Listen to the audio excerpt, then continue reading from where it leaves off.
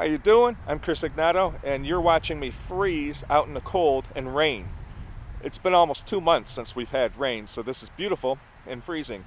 So this is the beginning of part 2 of my camping trip video. If you haven't seen part 1 already, click on the link. And I don't feel like talking, so let's get this show on the road, huh?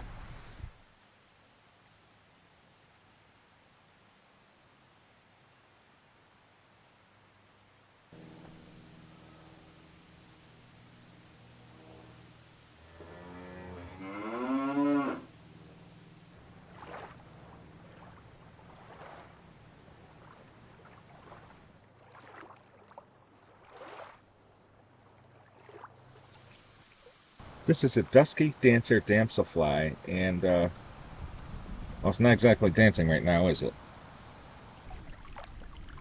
Well, that's something squirrels and grasshoppers have in common.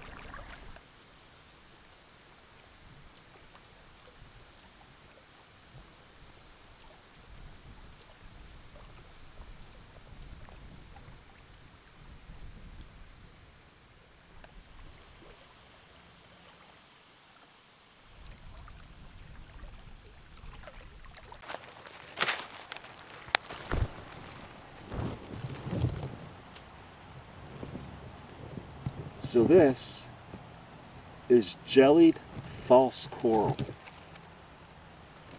Kind of cool looking.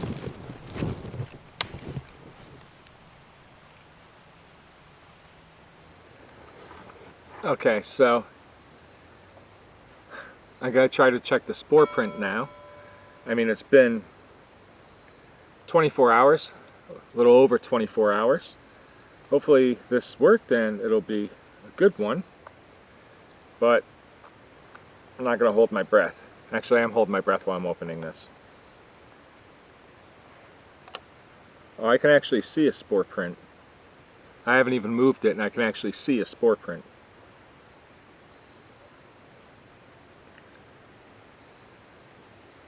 Okay, this is a perfect spore print. Check it out. That is my spore print from this once purple mushroom, which is now kind of a chocolatey purple, which is appropriate because the spores are also chocolate colored. How cool is that?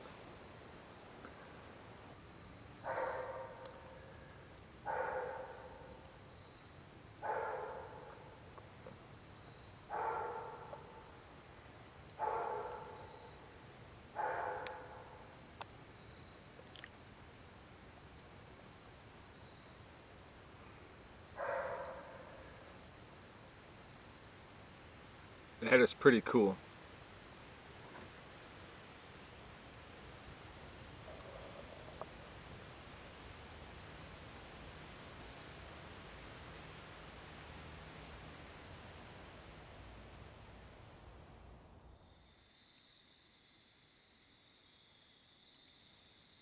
I definitely have a thing for fine detail found in nature. Whether it's mycology, plants, or entomology, I'm just a sucker for it. That's the stalk of a coral. Everywhere. Stuff is all over the place. Trying to see if I can find a better shot. This looks like perhaps crowned coral. I'm having trouble seeing it up close right now. But it's on the old side, like I said. What I love about this plant is it's rather modest in size, right? This is actually a member of the orchid family. A rather small orchid, but you can kind of tell with the shape of the leaves. You know, rattlesnake plantain gets its name because the roots were sometimes used by the natives to treat snake bites and I think kidney problems. The leaves were used to treat toothaches and joint pain and stuff like that, to cool burns and alleviate, you know, cold and flu-like symptoms. and it's got many other uses. I just find it a beautiful plant. This is probably my favorite plant discovery in the last year, or maybe even 2 years, just because it's so cool looking. So this right here is known in the UK as golden spindles. In the US it could be also called golden spindle, golden spindle coral or spindle coral, and fairy spindles or fairy clubs. It's rather modest in size, actually. You know, it's not very tall. It can grow up to like 12 centimeters, but I don't usually see it more than like 7 or 8 centimeters high. I really like this stuff. It often grows in little clumps, okay, little clusters. But you also see individual strands in some places, you know. I'm Batman. Shh. I know, just hold on. So then, you know, see you got some individuals there, but I love that it grows in them. I'm Batman. I know, just quiet, man. I'm trying to film. So, see, now I don't remember what I was saying, but I love this stuff, okay? I don't know if it's a true coral, though. Batman, you just gotta be quiet when I'm trying to film. These tiny little mushrooms all over the place. How cool is that? Look at this little family of them.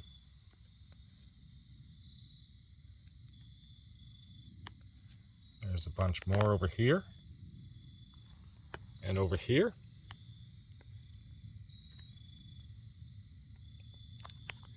So you have an idea of how big they are. And take a look. All the way down there, cluster. Another army of them. These things are everywhere. So I just found what I think to be Physarum polycephalum, which is not a mold or fungus. It's actually a myxomycete, also known as a slime mold. I'm sure you're sick of me talking about these things, but I'm very fascinated with them. I actually raised them as pets.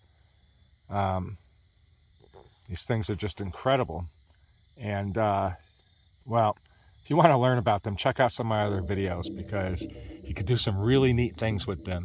But this one here is clearly feeding on an actual fungus. One of the tooth fungus that the teeth hang down, like this right here. Similar to lion's mane, actually. Very similar to lion's mane. Good luck, fungi. You're not going to make it. It's going to be a fun die for you.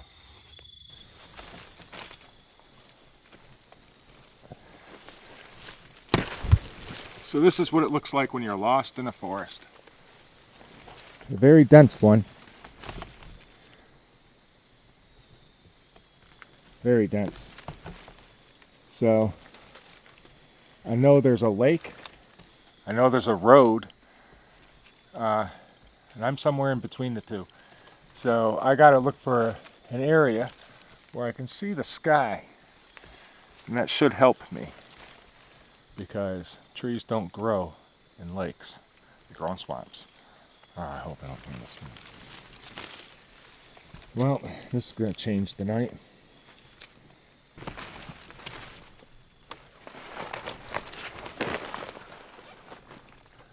If I climb one of these trees, I'll have a better view of more trees. Hold on a second.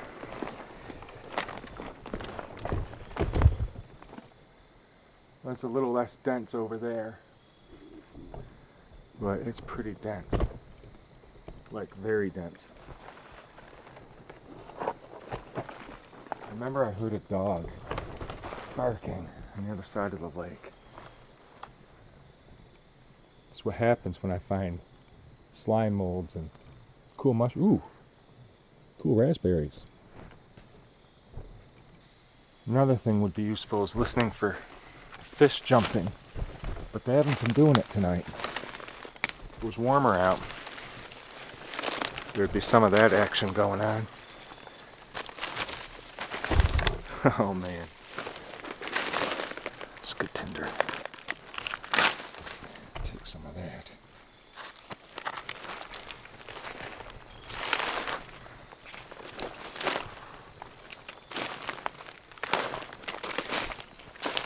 Oh, oh.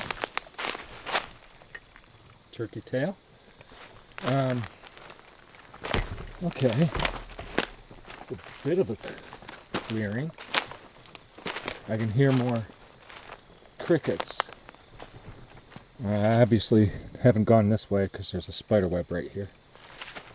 You have to go around that. Okay, I gotta stop. Sometimes you can hear where there's a body of water if it's big enough, because it just sounds like the acoustics are just different. So I'm gonna stop. Wait a minute. Wait. Are you kidding me? Wow. This is the stuff I was filming about an hour ago. And there's the water. You can tell just on the sound. I don't know how to explain it, but it sounds higher pitched. Almost like, I don't know. So this, I don't know if you can see it. I'll show some close-ups in a minute. This is the American millipede, or the giant American millipede. This is actually the biggest species of millipede in the United States. It's got another name, the ironworm, which I just love that name. And they're very often like a slate gray or blue with these like kind of burgundy type, stripes between their segments. I really, really like millipedes. What's pretty impressive about them is they can actually live from 7 to 10 years. They're harmless unless you eat them. Some of them defend themselves with like this vinegar type substance. And then of course the aphalorias have like, many of them have this, can spray hydrogen cyanide gas, which can burn if it gets in your eyes or in your mouth or nose.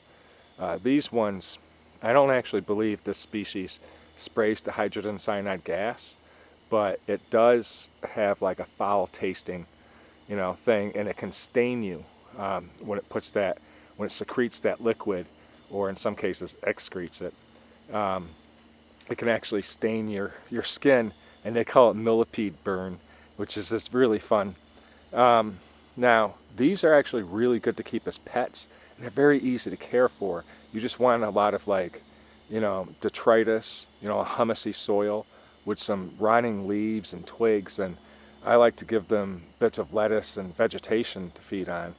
But other than that, as long as you water them and give them like, debris, they're happy.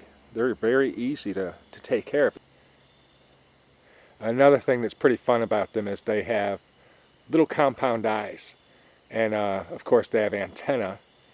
They're just so much fun. I'm actually looking for something to grab onto here. There's a little millipede. They can reach 4 or 5 inches long. Not much longer than that. There's that red flash again. So there you go. I'm still Batman. Okay, so the nights have been on the cooler side, mid to low 50s, so setting up the light traps have been very uneventful. No surprise there, especially with pretty much a full moon. It never really pays off. In fact, I didn't see a whole lot of spiders or exciting invertebrates at all so far, except for the American millipedes. I love finding them, and there are tons of them here.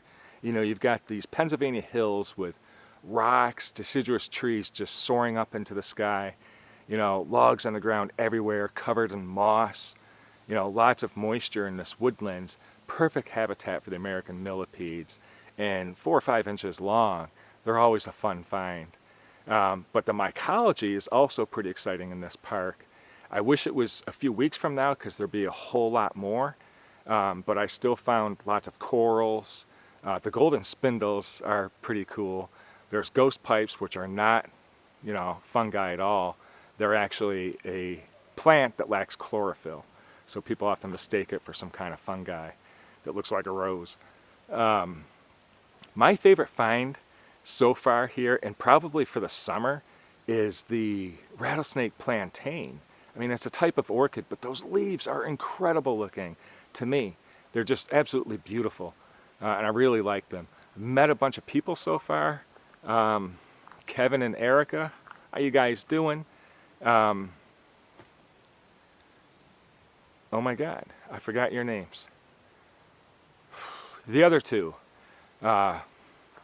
when we found the tulip tree. So, how you guys doing? It's good talking to you. A lot of fun. I'm gonna look around and see what else there is to find today. Tons of squirrels and chipmunks. You would think there would be a lot of snakes, but it's just not the right weather for snakes. And I think this park or campground is just a bit too busy for that type of wildlife. It's probably been eradicated from here decades ago. But I'm exhausted. You know, all this up and down stuff with fibromyalgia and my back and everything. It really takes a toll. I hope you are enjoying the video. And I want to say thank you for watching. And if this is the end of the video, again, thank you for watching. Once again, I'm Chris Egnoto. I'll see you in another video. Signing out.